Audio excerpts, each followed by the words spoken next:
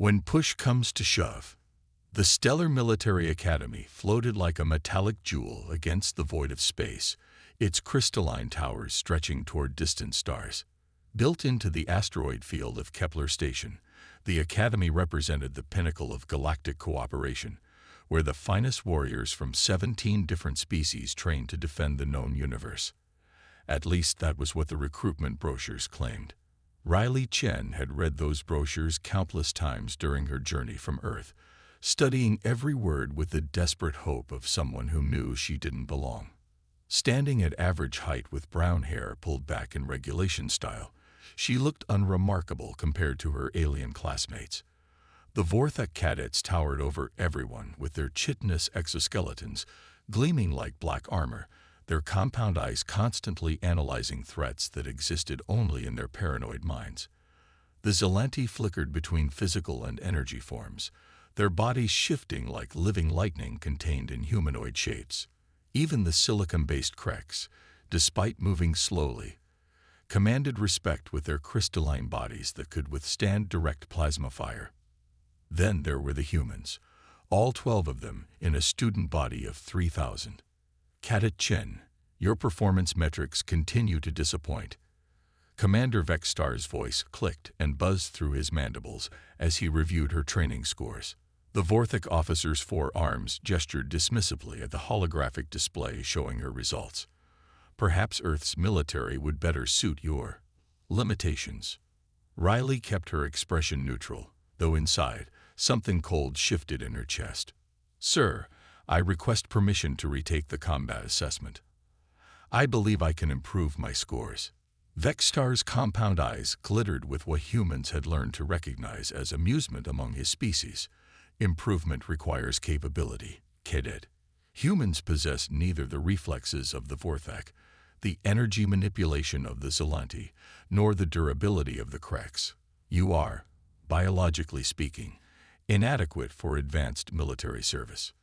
The other cadets in the briefing room stirred uncomfortably. Even among species that barely tolerated each other, picking on humans had become something of a universal pastime. They were the comic relief of the galaxy, the species that somehow stumbled into space travel despite having no natural advantages whatsoever. However, Vexstar continued, his tone shifting to something approaching satisfaction. The Academy Council has decided to offer you one final opportunity. The last assessment. Whispers rippled through the assembled cadets. The last assessment was legendary, a theoretical test that pushed participants beyond their species' normal limitations. It had never been administered to a human before because it was generally considered a death sentence for anyone without significant biological advantages.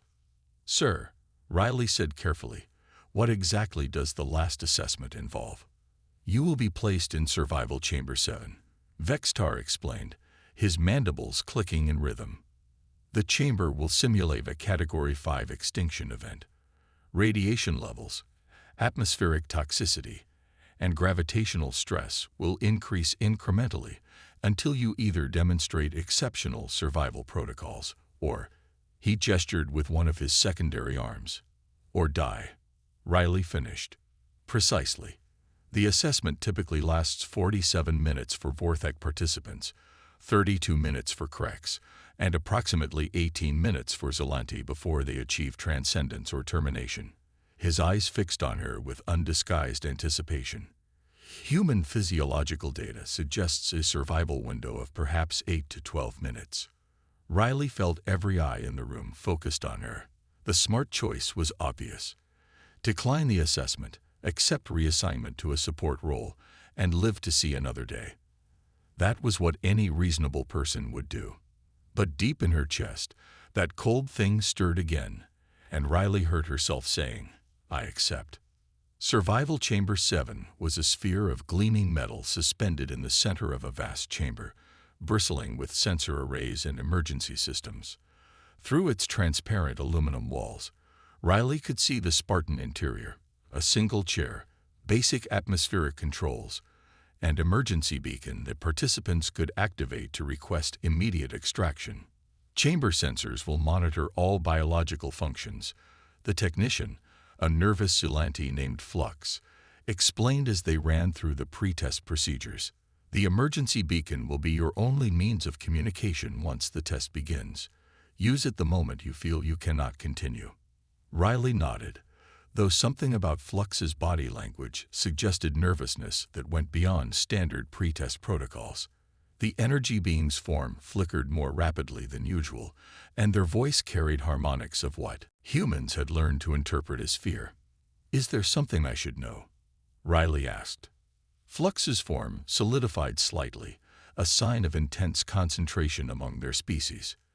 "The chamber has been modified for this assessment." Commander Vextar insisted on adjustments to better challenge human physiology. Before Riley could ask what that meant, Vextar himself entered the preparation area, flanked by two senior Vorthic officers. "Cadet Chen, are you prepared to demonstrate humanity's place in the galactic hierarchy?" "I'm prepared to do my best, sir," Riley replied. Vextar's mandibles clicked in what Riley had learned was the Vorthic equivalent of laughter. How admirably naive. "Very well, Cadet. Take your position." The chamber door sealed with a pneumatic hiss that somehow sounded final. Riley settled into the chair and waited as systems hummed to life around her. Through the transparent walls, she could see the observation deck filling with Academy staff and curious cadets, all eager to witness humanity's spectacular failure. Initializing last assessment protocol, the chamber's AI announced in a pleasant voice that seemed wildly inappropriate for the circumstances. "Environmental stressors will begin in 30 seconds. Riley closed her eyes and tried to center herself, running through every meditation technique she'd learned during her preparation for space service. Her grandmother's voice echoed in her memory. "We Chen women are made of tougher stuff than people think. Little star, when the world tries to break you, remember what you're really made of." The first wave hit like a physical blow. Radiation flooded the chamber, levels that would cook an unprotected human in minutes. Riley's skin began to burn, then blister, then worse. The atmospheric controls cycled, introducing toxins that made her lungs feel like they were dissolving from the inside. Through the observation windows, she could see Vextar watching with obvious satisfaction. His mandibles moved in conversation with the other officers, probably discussing how long it would take for the human to break. 8 minutes passed. Riley's vision blurred as her body began shutting down non-essential systems, but she didn't reach for the emergency beacon. 12 minutes. Her heart was struggling now, beating irregularly as radiation poisoning reached critical levels. Blood vessels burst in her eyes, turning her vision crimson. Still, she didn't signal for extraction. 15 minutes. According to every biological model, she should have been dead. The observation deck had grown quiet as alien spectators realized they were witnessing something unprecedented. Riley's body was failing catastrophically, but somehow, impossibly, she remained conscious. 18 minutes. Vextar's satisfied expression had transformed into something approaching concern. He began speaking rapidly to the technicians, his gestures becoming more agitated. 20 minutes. Riley's breathing had stopped. Her heart rate had flatlined. The medical sensors screamed warnings that she was clinically dead, yet somehow she remained upright in the chair, her eyes fixed on the observation deck with an intensity that made several of the watching aliens step backward.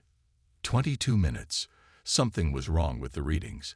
Vextar demanded a full system diagnostic, convinced that human technology was somehow interfering with the sensors. But the diagnostics came back clean.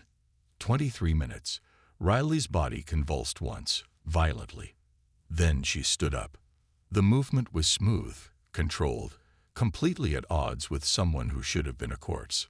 She turned toward the observation deck, and even through the radiation-hazed atmosphere of the chamber, her eyes found Vextar. When she smiled, it was an expression that belonged on a predator, not prey. With deliberate movements, Riley walked to the chamber's control panel. Her fingers, which should have been nerveless and dying, moved across the interface with practiced precision. She wasn't trying to escape or signal for help. She was reprogramming the chamber. "What is she doing?" Vextar demanded, but none of the technicians had an answer. The chamber's systems were beyond their security clearance to access, yet somehow Riley was rewriting core protocols with casual expertise. The chamber's environmental controls shifted. Instead of maintaining the killing field that should have ended her life, they began to stabilize. But more than that, they began to analyze. Every sensor array turned inward, studying not the environment but Riley herself. And what they found sent shockwaves through every connected system in the Academy. Riley's cellular structure was changing. The radiation that should have killed her was being absorbed, converted, used to fuel transformations that violated every known law of biology. Her DNA was rewriting itself in real time, adapting to conditions that no life form should survive. But it wasn't random mutation. It was directed, purposeful, as if her body contained blueprints for survival scenarios that evolution had never encountered. Hidden genetic sequences activated, unlocking capabilities that had been dormant since humanity's earliest days. Through the chamber's communication system, Riley's voice reached the observation deck. It was still recognizably hers, but there was something else there now. Something ancient and patient and terrifyingly competent. "Commander Vextar," she said, and the way she pronounced his name made it sound like she was tasting something unpleasant. "I believe we need to have a conversation about human capabilities." The chamber door hadn't opened. The emergency beacon hadn't been activated. Yet somehow, impossibly, Riley was no longer inside the sealed sphere. She stood in the observation deck itself, still covered in the effects of 23 minutes of lethal exposure, but very much alive. Vextar stumbled backward, his forearms gesturing frantically at security sensors that should have detected any breach of the chamber. "Impossible," he clicked. "The containment field, the sensors, the automated systems, were designed by species who think they understand the universe," Riley finished. "But there are older things than your technology, Commander. Much older."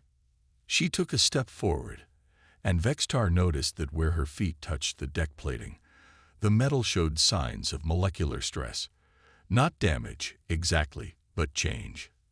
As if reality itself was adjusting to accommodate her presence. "You wanted to demonstrate humanity's place in your hierarchy," Riley continued. Her voice carried harmonics now, frequencies that made the Zelanti cadets flicker nervously and caused the Krex observers to resonate in sympathetic vibration. "Allow me to show you what you've really been studying all these years."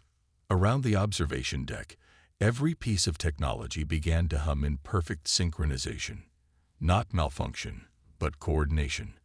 As if Riley's presence was somehow conducting an orchestra of machines that had been waiting for the right signal. "We aren't the comic relief of the galaxy," she said, and her smile was the kind that apex predators wore when they stopped pretending to be house pets. "We're the sleeping giants you should never have woken up." What sleeping giants wake? Emergency klaxons wailed throughout Kepler Station as blast doors sealed automatically, trapping everyone in the Academy's main complex. Red warning lights bathed the corridors in crimson shadows while the station's AI announced in 17 languages that a Code 7 containment protocol was in effect. Code 7 meant unknown biological hazard. It meant that whatever was happening in the Academy needed to be studied, understood, and if necessary, sterilized from orbit. Riley stood in the center of the observation deck, completely calm while chaos erupted around her. The assembled alien cadets and instructors pressed themselves against the walls, instinctively recognizing something their conscious minds couldn't quite process. She was still human, recognizably so, but now she seemed to occupy more space than her physical form should allow. Reality bent subtly around her, like gravity itself was deferring to her presence. Commander Vextar's compound eyes reflected the emergency lighting as he struggled to process what he was witnessing. His species had conquered 12 star systems through superior tactics and ruthless efficiency, but nothing in Vorthek military doctrine prepared him for this. "Cadet Chen," he managed, his mandibles clicking erratically. "Explain what has occurred." Riley tilted her head, studying him with an expression that seemed ancient despite her 22 years. "You really don't know, do you?"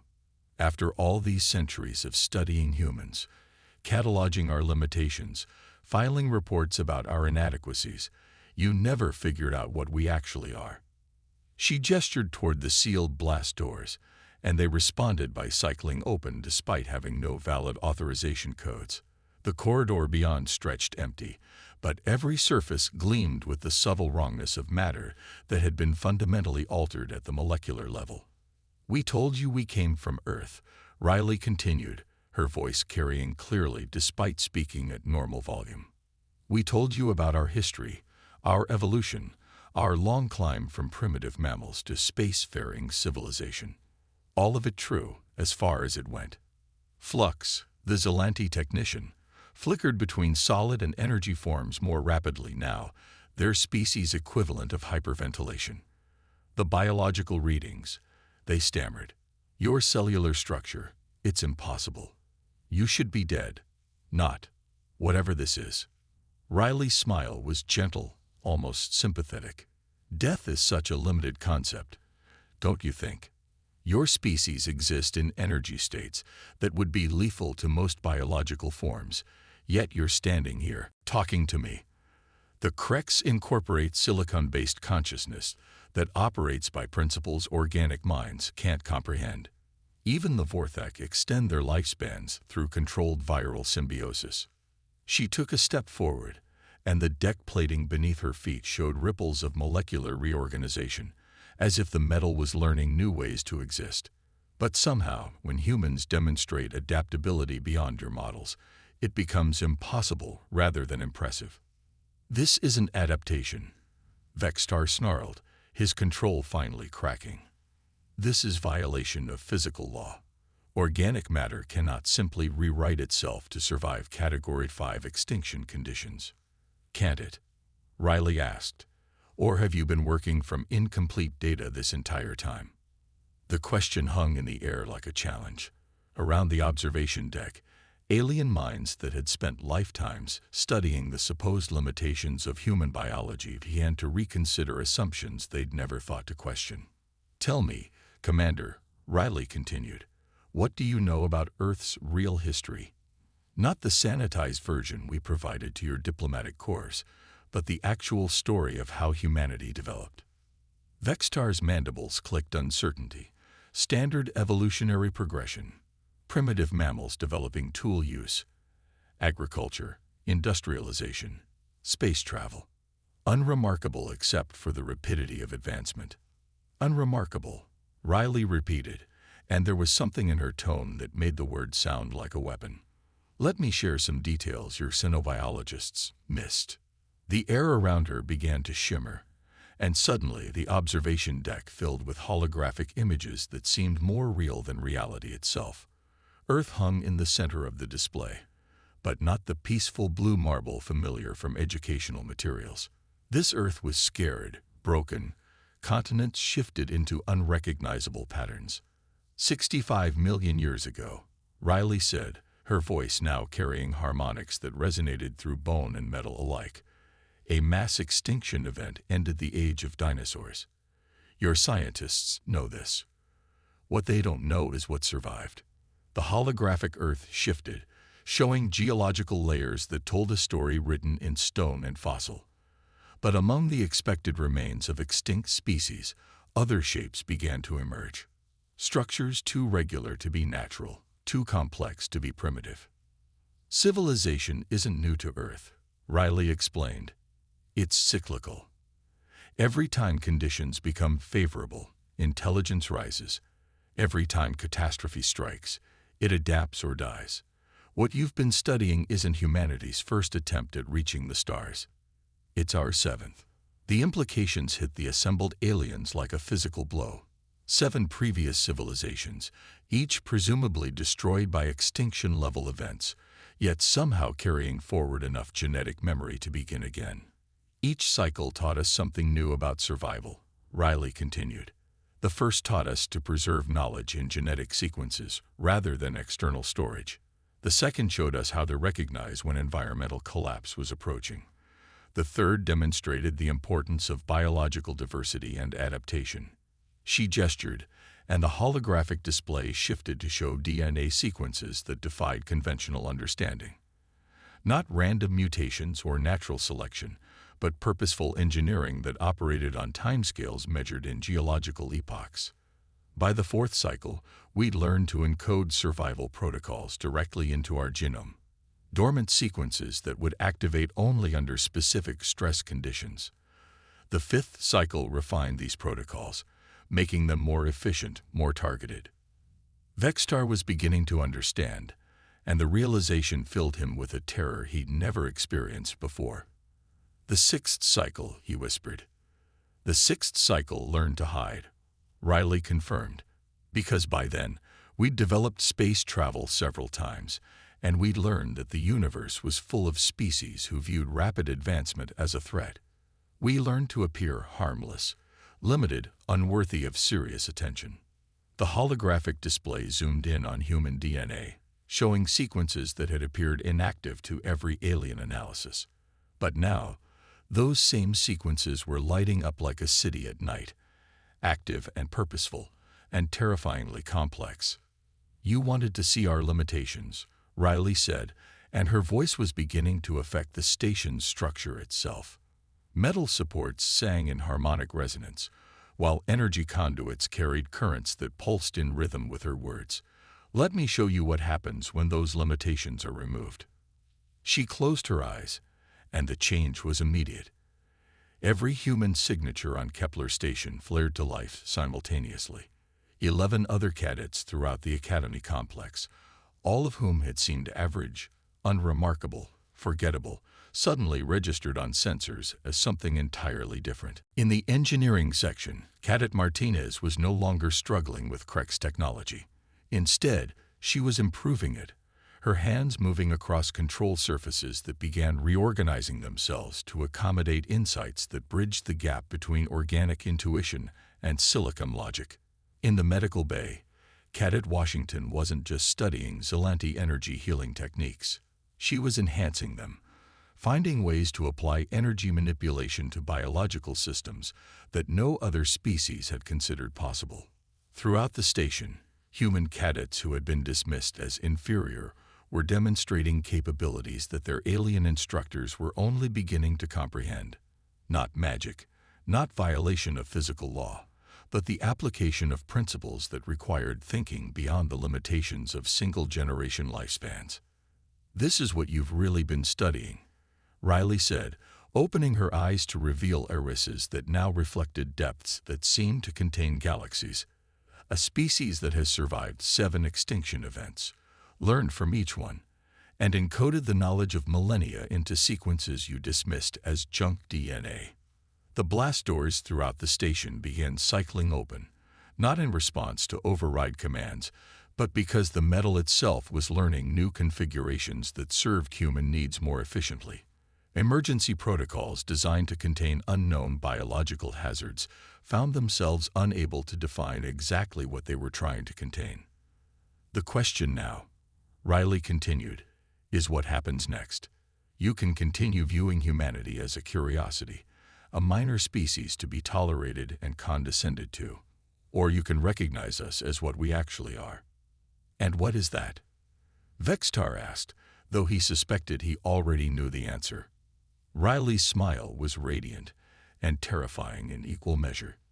"The survivors, the species that has learned to adapt to any condition, overcome any obstacle, and preserve itself through any catastrophe. We didn't stumble into space travel, Commander. We earned it through millions of years of refusing to stay dead." Around the observation deck, alien minds processed this revelation, some with horror, realizing they had been patronizing a species capable of casual violations of what they thought were universal limitations. Others with fascination, beginning to understand that humanity represented not a threat, but an opportunity to learn from the ultimate survivors. "What do you want?" Flux asked, their energy forms stabilizing as they moved past fear toward genuine curiosity. Riley looked around the room, making eye contact with each alien present. "The same thing we've always wanted.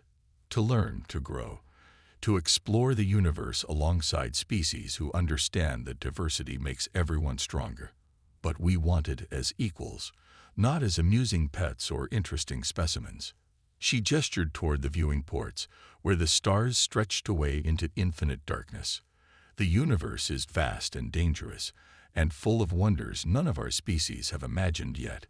Humanity brings to the galactic community something that hasn't existed before, the perspective of survivors who have seen civilizations rise and fall, who have learned to preserve what matters and adapt what doesn't.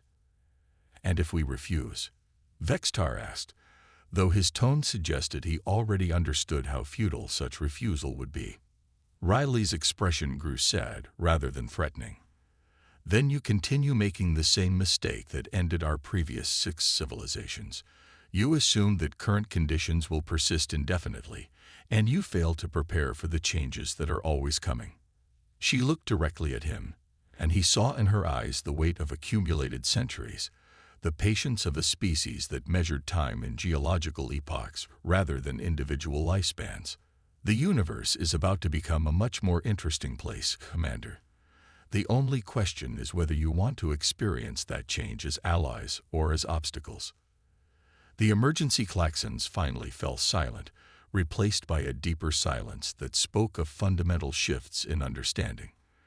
On Kepler Station, representatives of 17 species stood in the presence of humanity's true nature and realized that everything they thought they knew about their place in the universe had just changed forever. Outside the viewing ports, the stars continued their ancient dance, unaware that the balance of power in the galaxy had just shifted toward a species that had spent eons learning the most important lesson of all, how to survive whatever comes next.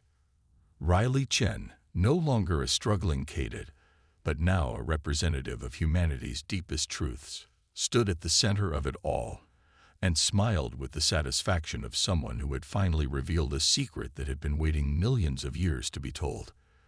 The age of underestimating humanity was over. The age of true galactic cooperation was about to begin.